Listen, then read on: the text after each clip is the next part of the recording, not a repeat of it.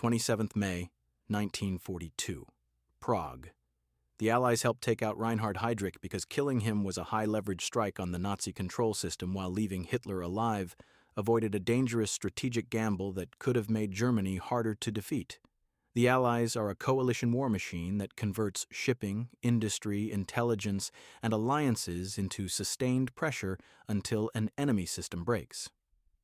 Reinhard Heydrich is a senior Nazi security architect who ran the regime's policing and intelligence machinery and used terror administration and deportation policy to keep occupied Europe productive and obedient at gunpoint. Hitler is the dictator who fused ideology and command into a single choke point, and whose survival kept the Nazi system rigid, paranoid, and strategically self-destructive. In the morning air, a city that looks calm is being managed like a factory. Trains run, workers show up, posters hang, and behind it all is a security apparatus built to make fear routine. Then the system meets a small interruption that is not meant to win the war in a day. It is meant to change the incentives of everyone watching. It looks like an isolated assassination, but it guarantees a cascade of consequences far larger than the man who falls. Here's what most people believe. They think the Allies didn't kill Hitler because they couldn't, or because they were cowardly, or because they needed him as a villain. Now let's test that with the constraints and the numbers. The popular story is simple and emotionally satisfying. If you cut off the head, the body dies. If Hitler is the head, then killing Hitler ends the war. So why kill a deputy and leave the dictator standing? But the simple story collapses when you follow the constraints. Wars are not ruled by one heartbeat. They are ruled by logistics, coalitions, intelligence limits, internal politics, and replacement risks. Before we continue, make a prediction. Would killing Hitler have shortened the war, or could it have made the war harder to finish? Start with the first constraint. Feasibility is not a vibe. Because Hitler lived inside multiple layers of security, deception, and movement control, the Allies were forced to operate with partial information and narrow windows. They didn't have the option to schedule a clean shot like a movie scene. This looks like a choice, but it's a constraint. Assassinating Heydrich was different. Heydrich's power depended on being physically present in the Protectorate and moving through a city whose economy had to keep functioning. That exposed him. And exposure is a system weakness. Here's the first number that changes everything. Anchor it to late spring 1942, when Heydrich is operating in Prague as the regime's enforcer and administrator. Compare the security profile of a traveling regional overlord to a dictator, whose movements are protected by layered guards and secrecy. Convert it into a simple ratio. One man must move through a working city. The other can disappear behind a state designed to hide him. Punch. You can't strike what you can't reliably locate. Second constraint, the Allies were fighting a coalition war. Because Britain and the Soviet Union needed each other to survive, they were forced to think about what happens after any shock at the top of Germany. They didn't have the option to treat Germany like a single-player target. This is where leaving Hitler alive becomes a cold strategic calculation, not a moral one. If Hitler dies, who replaces him? And what does that replacement do with the war? A successor regime could try to bargain, not for peace with everyone, but for a split peace. A deal with the West to continue fighting the East. That is not a fantasy. It is a structural possibility any coalition must fear. Here's the paradox. Removing a dictator can look like the fastest path to victory, but it can also open the door to a more rational enemy. Third constraint, the Nazis were not only winning by guns, they were winning by administration. Occupied Europe was being turned into labor, food, and industrial output. That requires terror, yes, but also management, and Heydrich was a management weapon.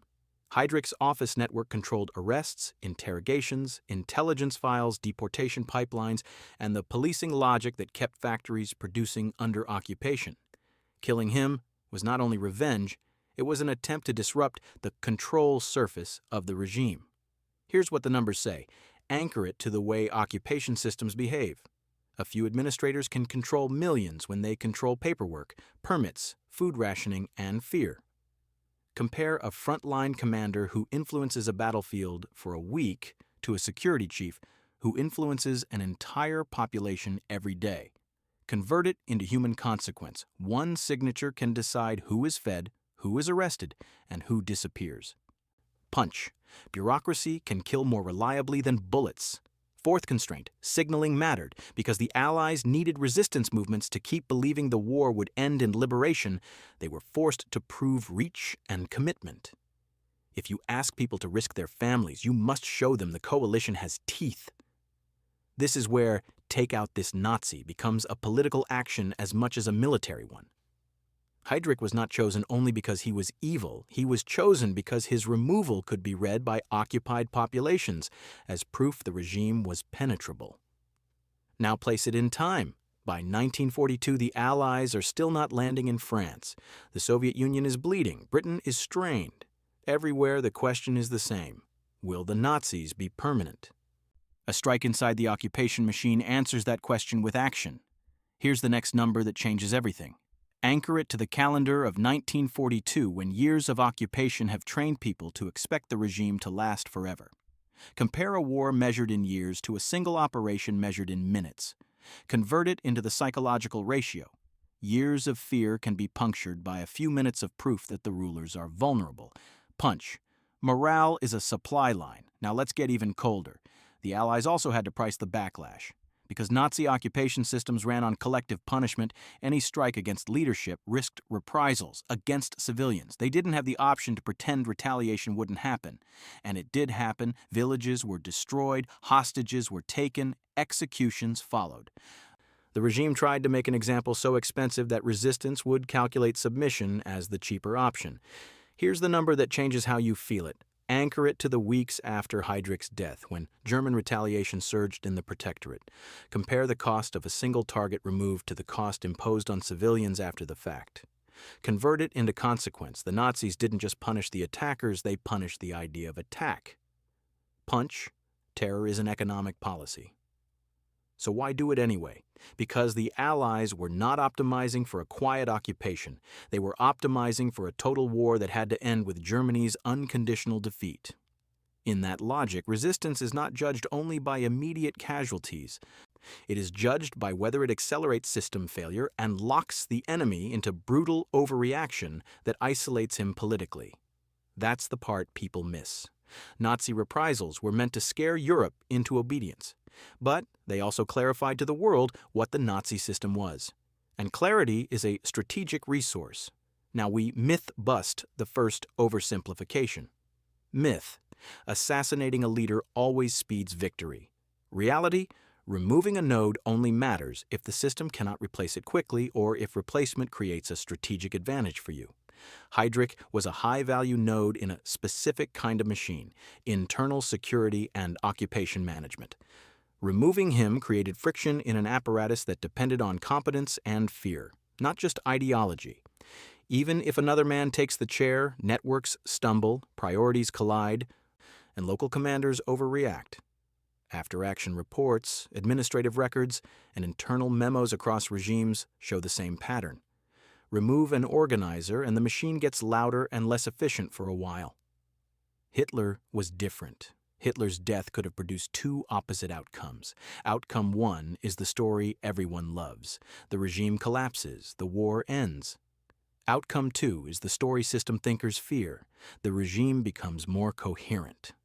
Strategic blunders decrease, command becomes more professional, negotiation becomes possible. The enemy becomes easier to work with and harder to crush. Here's the next number that changes everything. Anchor it to late war Germany's leadership problems, where decision-making is often centralized, political, and self-defeating. Compare a dictatorship led by a paranoid ideologue to a staff-led regime run by more pragmatic planners. Convert it into consequence. Fewer mistakes can translate into months of additional resistance.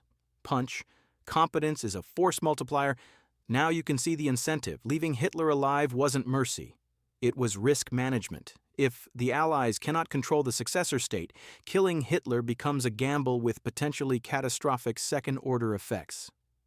And the coalition risk is real. Imagine Germany offering Britain a deal, stop bombing, stop pushing west, and Germany focuses everything on the Soviet Union. Even if Britain refuses, the offer tests alliance trust. It injects suspicion, it slows coordination. And in coalition warfare, suspicion is a weapon. This isn't about morality, it's about whether you want to fight one enemy or fight an enemy plus the physics of coalition strain. Now, we build the constraint map cleanly. Because Allied intelligence coverage inside Germany's inner circle was limited, they were forced to accept that some targets were visible and some were not. They didn't have the option to just get Hitler. Because Hitler's personal control created strategic errors, they were forced to consider that removing him might remove those errors. This looks like cynicism, but it's a constraint. Because occupied populations needed proof of Allied reach, they were forced to execute operations that were symbolically and structurally loud. They didn't have the option to wait for perfect conditions. Because Nazi terror doctrine guaranteed retaliation, they were forced to decide whether the long-term strategic value outweighed immediate civilian cost. This looks like cruelty, but it's a constraint. Because the war required total German defeat, they were forced to avoid any scenario that could produce a negotiated settlement that fractures the alliance. They didn't have the option to win half a war. Now we drop the highest impact stats in the way soldiers and planners feel them. Anchor the first to the geography of occupation. The Protectorate sits at the heart of Central European rail and industry routes that the Reich needed. Compare a peripheral occupied zone to a core industrial zone that must stay productive. Convert it into human consequence. The tighter the economic importance, the harsher the control, and the more valuable it is to disrupt the control. Punch. The enemy's quiet regions are often the most important. Anchor the second to the timeline of retaliation. Compare a regime that responds to sabotage with targeted policing to a regime that responds with mass terror. Convert it into consequence. One operation can trigger weeks of executions and sweeps that consume German manpower and attention. Punch. Repression is not free. It is labor. Anchor the third to the logic of replacement. Compare losing a battlefield commander, where another officer can take over a unit, to losing a security architect whose power is built on personal networks and fear reputation. Convert it into consequence. Replacement is slower when authority depends on intimidation and insider trust. Punch. The scarier the man, the harder the handover. Anchor the fourth to Allied strategic bombing and the Long War. Compare an enemy led by a rational allocator of resources to an enemy led by a man who often makes decisions for ideological reasons. Convert it into consequence. Ideology can misallocate scarce fuel, aircraft, and manpower at the worst times. Punch. Bad decisions are casualties you don't have to take. Now the escalation. Once Heydrich is hit, the German system responds the way systems do when they are threatened. It tightens, it punishes, it tries to scare the environment into stability, but tightening also increases brittleness. The occupation becomes louder and more hated. The administrative machine becomes more paranoid. False accusations rise. Interrogations multiply. The system consumes itself. Once that happens, the next problem is legitimacy. The Czech government in exile needed proof it mattered. The Allies needed proof that partnership with them had teeth. An operation against a top Nazi helps lock political alignment. It tells occupied Europe, you are not forgotten, and it tells Nazi administrators, your job is now riskier. That forces German security to spend time on internal defense rather than external war. That triggers more checkpoints, more escort requirements, more suspicion inside their own ranks. At that point, the timeline of occupation efficiency collapses into friction. Now pivot to Hitler. Leaving Hitler alive also produces a kind of pressure. It keeps the Nazi state centered on one man's ideological commitment to total war. It keeps surrender politically impossible. It keeps strategic retreat harder. It keeps internal coups more complicated. A leader who cannot compromise can be predictable. And predictability is useful. This sounds strange until you remember what the Allies actually needed. They needed Germany to be defeated so thoroughly that the war could not resume in a year. They needed the regime to fracture or be occupied, not simply rebranded. That is easier when the regime refuses all partial exits. Now, myth bust, the second oversimplification. Myth: if the Allies really wanted Hitler dead, they would have done it. Reality: wanting something is not the same as having the access, the intelligence, the operational control, and the coalition permission to attempt it. Hitler's personal security, the unpredictability of his movements, the risk of failure, and the risk of political blowback made an Allied-directed assassination attempt a high-risk, low-control operation. And low-control operations are exactly the ones that blow up coalitions when they go wrong. Meanwhile, targeting a high-ranking occupation enforcer in a city with resistance networks and predictable routines was a different class of operation. Still risky, still morally heavy, but more controllable. Now the sober conclusion: was it stupid? Maybe. Could it have been avoided? Here's the hard part. In total war, every action has a civilian shadow cost, and dictatorships weaponize that cost to deter resistance. The Allies did not choose a clean world. They chose between bad options under constraint. So why take out this Nazi?